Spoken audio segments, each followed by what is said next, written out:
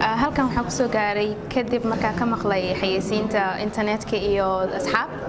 then waa soo apply gareystay then shortlisted aan noqday markaas waa lii soo wacay and then waxaa qaatay 8 weeks training so haddeertaan that was the process.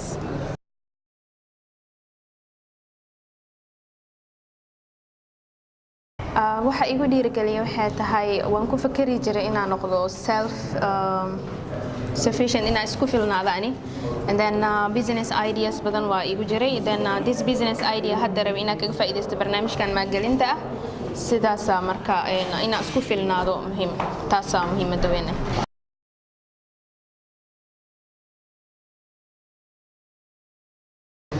tartankan waxaan ka rajeynayaa inaan ku guuleysto and then projectigayga maadaama orka inuu yahay mid xalgal ah guuleysan doono. soo dhawow Leila maanta waxaan maalintii aad presentationkaaga jeedin lahayd qorshaha ganacsiga muddada badan ka soo shaqeynaysay aad ka hor jeedin lahayd guddiga maalgashiga halkan fadhida aan skimbro guddiga Xasan Daahir Xabeeb oo ka socda KIMS iyo Maxamuud Roble oo isna sidoo kale ka socda KIMS iyo aniga Axmed oo ka socda Shaqadoon waxaan ku siinay ilaa 8 ilaa 10 daqiiqo inta u dhaxaysa oo aad presentationkaaga ku soo jeedisid ka bacdina waxaan ugu gudbi doonaa su'aalaha ka iman kara business plan-kaaga aan hayni waxaan ku rajaynaynaa waqtiga si fiican u isticmaashid insha Allah adigoo magacaaga ku bilaabaya waad bilaaban kartaa. Thank you. Assalaamu calaykum waraxmatullaahi wabarakaatuh. mudanayaal aad idin salaamaya aad ugu mahadsantihiin fursadan qaaliga ah isiiseen muxuu ahay mashruuca aniga marka sida u jeedin slide-ka mashruucan waxa la yiraahdaa boqorada mainly wuxuu ku wareegayaa yani waa meel aroosyada lagu dhigi doono iyo munaasabadaha kaleeto mashruucan ugu talagalay dadka Soomaaliyeed inay ka faa'iideystaan specifically waa mid cusub wuxuu ka bilaaban doonaa Muqdisho sida ku hanweynahay boqorada event management center waxa markii horeeto waxay ahayd mid kali oo lahay oo yani arabi inaa sameeyo badan marka arkay waxyaabaha jira magaalada iyo sida ugu fiican uga faa'iideysan karo dadka waa baare asxaabta iyo dadka then waxa helay potential dad oo igala qayb qaadan karo barnaamijkan aad u hirgelin karo so hadda partners ka leeyahay aniga magacayga Leila Cabdiqaadir Aisha Abdullah Fatima Bashir and Hafsa Abdullah hadaan intaas kaga gudbo my partners presentation kayga wuxuu ku koobnaan doonaa noqdooyinkan soo socdo introduction or company overview a company location services kan ka hadli doonaa then market analysis oo asagana aan kala qaaday ilaa 4 qaybood then meeshii laga heli lahaa lacagahaas then waxaan ka hadli doonaa revenue modelka then sales forecast then waxa isla arki doonaa my pro forma statement so conclusion kan ugu xigi doona and company-gan la yiraahdo boqorada wuxuu noqon doonaa mid bilow ah dadka marka waxa anaga u sameyn doona waxay tahay ina yani ethic advice ina siino then florist aleenahay and then waxa kale oo qabanayna xafladaha aroosyada kuwa engagementska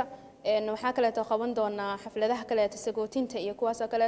also graduations qaban doona marka waxa boqorada igu dhaliyay waxay tahay magaalada problemka ka jiro taasoo ah inay jiraan dad xafladaha qabto oo space-kiina haysto then kind of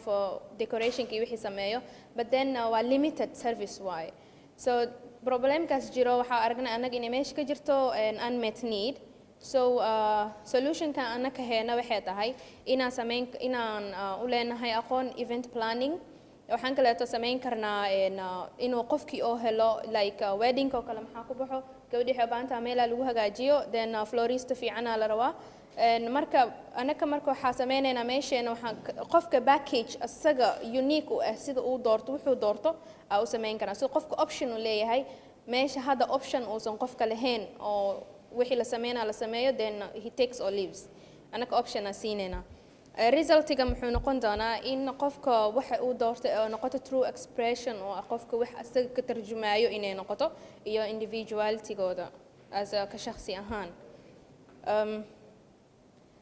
company location-ka had sida anaga isla garanay company-ga wuxuu ku yaali doonaa oo ku abuuri doonaa dhul la ijaaray oo bannaan anaga setup ku sameyn doono installationka everything ku sameyn doona it's not like a long term building ma sameyn doono but then waxaa sameyn doona portable buildings or such things sameyn doona ilaa anaga isku filnaansho ka gaareyno sidaas ay yeeli doonaa serviceska ayaga sida idin sheegaba haddana custom tailored ay noqon doona qofka hadduu hidday dhaqan rabo u sameynaynaa waxaasoo dhan annagoona ka bixaynin value-ga dadka soomaalida aa leenahay dhaqan aa leenahay then diin aa leenahay and then ma ka bixayno but then wixii waxaa ka dhigana wax qurxan but still within the context aha ka dhigi doona insha allah and then market analysis-ka aa sameynay anaga market segmentation-keena waxaa target gareynayna waxaa waaye dadka oo ka gadayno barnaamijkan waa brides grooms iyo universitieska oo ah base u ah business-keena dadkaas waaye but then way jiri doonaan waxyaabo soo laaban doona oo qaban doona kaleeto yaryar way jiri doonaan but this is our main our core business target market segment strategy-geena muxuu yahay range of services inaad dadka siino si convenient u noqoto then one stop shopping qofku imaana dalabaadkiisa uu gudsanaya everything waa u sameynayna scheduling and everything aa u sameynayna and then si relax ku sameynaa hadda waxa dhacay waxa waaye dadka maalinta aroos qabaan they don't enjoy it fully qofka stress ku filan maxaa meesha ka dhacay dadka iyo dada yani ma isku dibaridno hoosha market need-ka maxay tahay market-ka hadda jiro dadka way u baahan yihiin qofku wuxuu dhiibay waa inuu wax u qalmo oo helo so لأجل ذلك professional advice dadku u baahan yihiin qof waxaa jiro yani quruxu rabaa and then wuxuu rabaa inuu maalintiisa ee muuqato but then they cannot go meelahaas kala ma tagi karaan so anaga waxaa u sameyn karnaa inaa budgetka u dejino si oo yani wanaagsan anaga faa'iido noogu jirto qofkana uu faa'iidayo inaa u sameyno sas arabno competitive analysis waxaa sameynaa waxaa waaye SWOT analysis anaga strength waxaa ku leenahay management and experience waxaa management iyo experience aa leenahay together waxaa waaye service-ka aad bixin doono wuxuu noqon doonaa waa waxaa naqaano uu noqon doonaa service-ka ee bixin doonto boqoradda wuxuu noqon doonaa as you see professional hair stylist meesha weaknesseska competitors-keena ay ku leeyihiin oo kaleeto ee tahay yani anaga ku leenahay weakness ee tahay lacagta dhan ma haysano oo projectiga ku baxayso there's a lack of capital and then waxaa jirta lack of reputation weli ma lagu yaqaano suuqana ma laga kasaayo so we need more advertisement inaa sameyno oo projectiga dadka ka gadno strength-ka kaleeta leena waxaa waaye uniqueness this is anaka ugu horeyn doono dad oo yani uu si khaas bas u ah xafladaha inay agaasimaan iyo meel lagu qabtan ee provide gareeyaan inaa anaka noqono opportunities-ka market ka jiro waxaa waaye kan market-ka ma ka jiro waa sheeko weli la taabanin price competition oo anaka sameyn karno because waxaa heli karnaa raw materials-ka u baahannahay inaan ku helno at low cost compared to the local market maanta oo jiro and threats-ka naga imaan karo waxay tahay stability because political situation-ka oo muqdisho waxaa waaye ma la qiyaasi karo it changes waxa waaye so often and then we can no because kaas anaga ma control karno that is the only waxa waaye oo hortaagan muxuu ahaaye mashruuceen hortaagan startup cost mashruuceena hadda lacagii hadda u maano mashruuceena waxa ku bixi doono mashruuceena wuxuu ku kacayaa $90,805 ku kici doonaa taasoo ay tahay $75,705 ee noqon doonto fixed asset inaa ku sameyn doono oo yani durability-gooda ay tahay lifetime-ka 8 years u sameynay waxaan geli doonaa also additional expenses oo ah $15,100 currently anaka as the owners of this business oo dadka hadda inay hirgeliyaan rabo aan ahnay waxaan heli karnaa 49.55% oo lacagta ku bixaysa meesha loans-ka ka rajaynayno 50.44%. So sources of fund ka meesha ka keeni doono as you can see haddeertaan contribution-ka ku sameeyna ku soo darsanay from our own pocket waxa waaye 45,000 in total. So loan-ka rajaynayna anaka hadda inaa galno diyaar u nahnay there is a long term fund 2 years na aan ku soo celin karayno waa $45,805. So currently hadda maadaama hadda lacagta codsiga ay tahay that's amountiga anaka aan codsanayno haddii aan guuleysano projectigeena anaga sida ku sameynayno revenue sidee anaga lacagta ku generate gareyn doonaa we have this revenue model waa kala qaybinay as I said before lacagaha aan ku bixin doono muxuu ahaay yani barnaamijyada aan qaban doono waxay noqon doonaan weddings oo mainka oo ka mid ahaay also graduation ceremonies maadaama ayaga twice or once ay dhacaan oo laga yaabo inay heshid and events other events such as seminars and all that ina ayakana category u bixine so weddings sales keena iyo direct cost iyo indirect cost sales ka sameyn karno direct cost iyo indirect cost so there waxaa qaadanay 140 people waxa u qaadanay as average ina xafladaha celcelis 140 people aan qaban doono markay weddings ay tahay ay imaan doonaan ka soo qayb gali doonaan sanadka marka waxaa qaban doonaa sanadka u horeyso 5 weddings per month this according to our research from the current dadka market ku jiro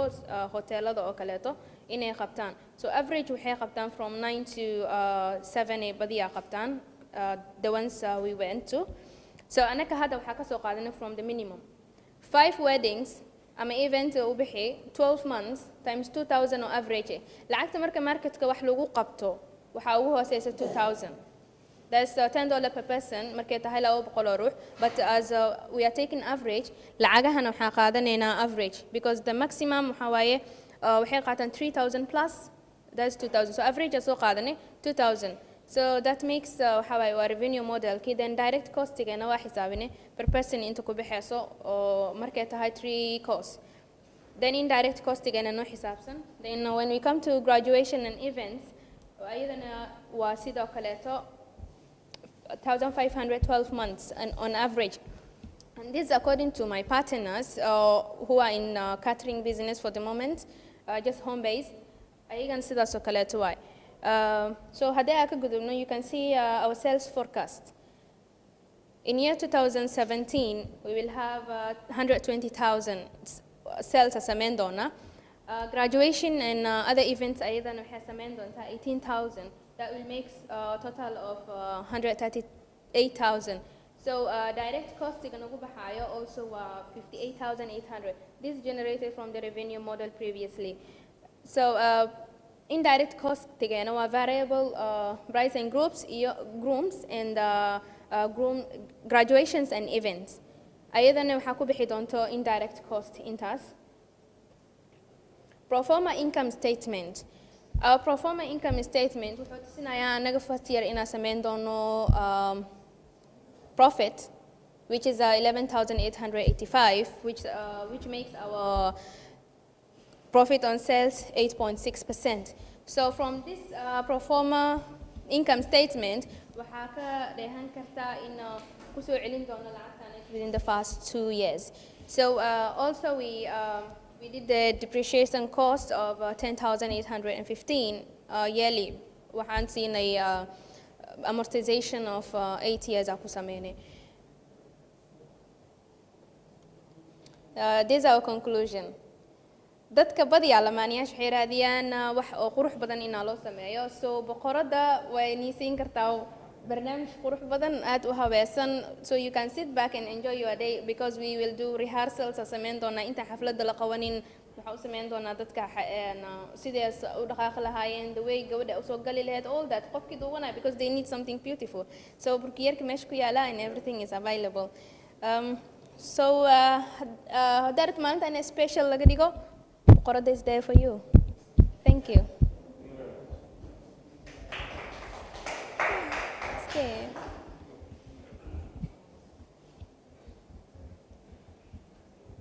So, any questions, suggestions? بسم الله الرحمن الرحيم. الحمد لله. وما صنطع سيدي عن قرحة بدنا أسوي برزنتيشن كا. لكن سؤال فرق بدنا اللي سويدين كره. maadaama waxaan ganacsi yahay ganacsiga laftigiisana aan ahayn ganacsi Soomaaliya hore uga sii jiri jiray macnaha saddex arkin macnaha meela eventiga noocan lagu qabto Soomaaliya aad u jiraan like marka laga soo reebo meelo yar yar oo hoteelada iyo noocaas camal oo la sameeyo riskiga faraha badan la jiro waxaa ka mid ah dhanka ammaanka hoteelada maalmahan dambe waa target event in marka in ganacsi noocaan camal ay ku dhiirataan ayadoo weliba la isqarxinayo madaafiicda goobta isku garaacayo arkaysan hoteelada wax ka dhacay sidee rabtaan ugu survive macnaha ganacsiga noocaan adigoo leh magaalada ma joogi kartaa isleedahay Okay, sure. Thank you very much. Waa su'aal aad muhiim u ah in badan annaga dhexdaan xitaa is weydiinay. And according to that security issue waxaa haysanaa anaka rules and regulations ka dejisanay. So apart from alaabtaas oo noo la ilaalinayo just a few waardiya u baahan alaabtaas in laga xadin tuugada wax qaadatan maahan anaka waxaa sameynaynaa inta ka taxadari karno wax nagu imaado sidaan u taxadarayna marka that's waxa waaye strategic misleeda taxadari kara maadaama hoteelada idinka ka waaweyn ay taxadar leeyihiin that's what I'm coming to waxaa la dhahay banaankiis marmariis geed ma qabsata maahan laakiin banaanka ma muris soo ma hawla wadaa ya hoteelada macnaha banaanka joogaan laftigooda hawla iska wataan maan dad gaar meestaan mud hada problem wada taal your customer according to your customer you are targeted maskaxda ku ceshanaysa taas muhiim waa in ganacsigan waxa ku baxay qarash aad u xoog badan sida hadda meesha ka muuqato idinka waxaa sheegteen $45,000 na haystaan idinka sax haystaan idinka in hand ka haystaan oo idinka aad leedihiin weliga ganacsi ma soo samaysa what kind it's under a different line yeah it was under a different line and totally is not with me for the moment okay went to family okay okay as a profession barnaamijkan sida hadda meesha ka muuqato wuxuu u baahan yahay dad khibrad gaar u leh howlahan Soomaaliya hadda barnaamijkan maadaama uusan ka jirin Soomaalida waxa laga yaabaa in wax badan ka aqooninba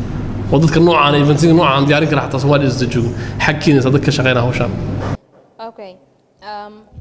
my partners we have an administrator I'm an experienced salesperson and I have our catering people I have the most caterer professional she's called Hafsa and she writes books as well Hafsa li yiraahdaa booksna way qortaa Okay. and get it's kumacanso karintaada something like that her book yeah yes and then I have the florist which is Aisha and she always waxay qalbaysaa guryaha mostly aroosyada and then she knows this kind of business and she's been working in Yemen for several years so I have the team to make this successful gartay barnaamijka segmentiga gaarka ah target ku amno sheegi kartaa yeah young couples couples laftigooda macnaha profile kaliya soo maada kala duwan yihiin dad macnaha dad iska hantiilayaal ah oo hoteeladii howlaas ka bixi kara dadna kama bixi kara hotel iyo wax u dhow iska dhaaf xaafadooda guursadaan stradii joodar helaan alxamdulillah maxaa u qaban leed kuwaas kale that's what makes boqorada unique marka loo barbardhigo dadka kale oo aroosyada qabto because qof kasta wuxuu qabanaa according to the budget oo u qurxinayna everything we can do it because anaka once we do the installation of our equipment ma u baahanayna wax kale oo zaid u badan and we know how to minimize our costs yeah so low key to high key waa qabanayna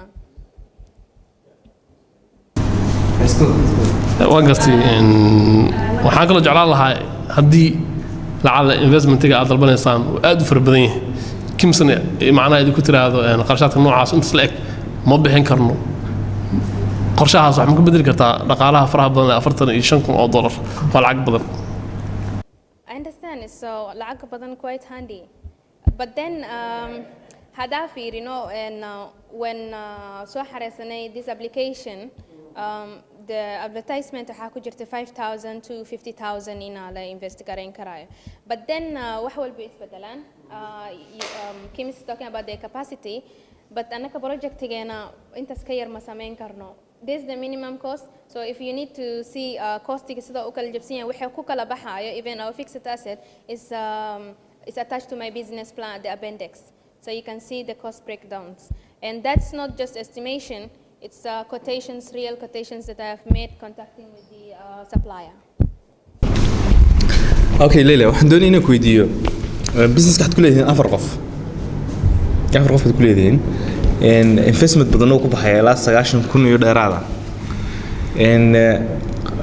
loanka lacagta soo ablaagreynaysa waxay noqotay 45,000 iyo dheeraad wax idinka xeer hoosaad ma idin jiraayo dad ku kala baxaysaan in case isku fahmi weydaan businesskii ama idinka dhexdiina conflict uu ka yimaado idinkoo lacagta weli iska soo bixin. Yep.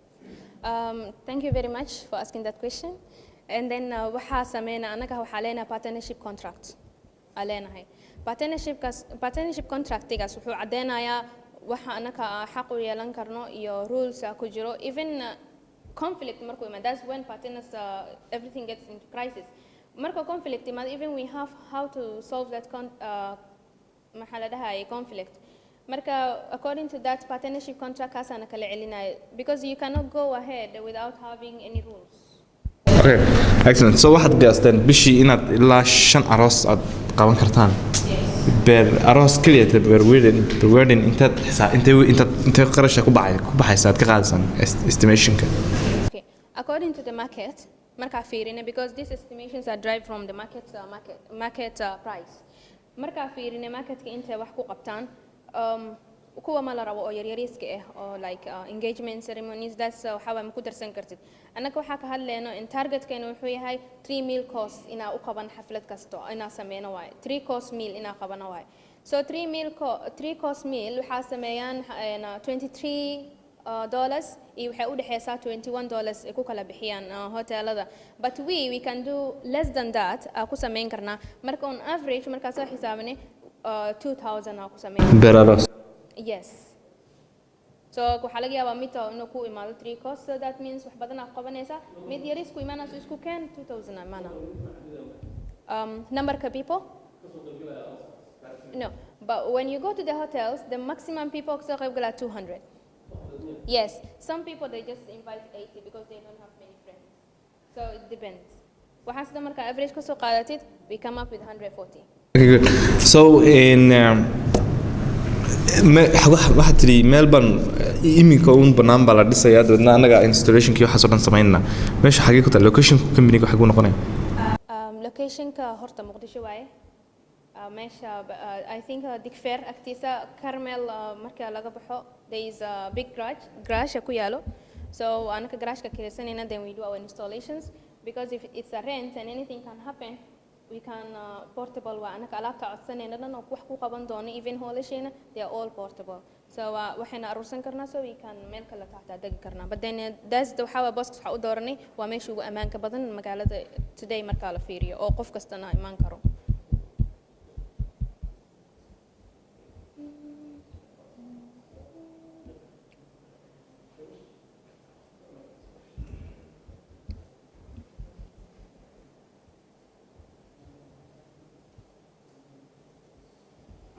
And aad mahadsan tahay Leila, thank you very much for your presentation. Inshallah waan kula soo xiriiri doonaa wixii marka ka soo baxay presentation kaaga diraa. Aad mahadsan tahay. Thank you. Can add mahadsantiin for your time and listening to me. Thank you very much.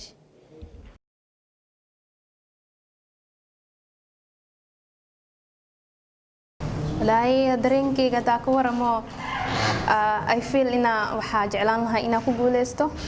so I can start my own business and free aan noqon lahaa and then lacag ka heli lahaa.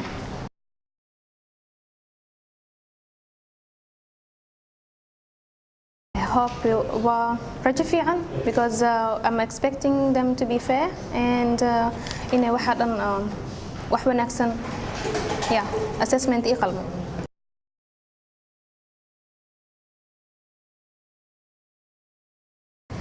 shaqadoon aad u mahadsan yihiin waxayna siiyeen tababar entrepreneurship training oo la yiraahdo build your own business 8 weeks socday and then it was way fiicnad.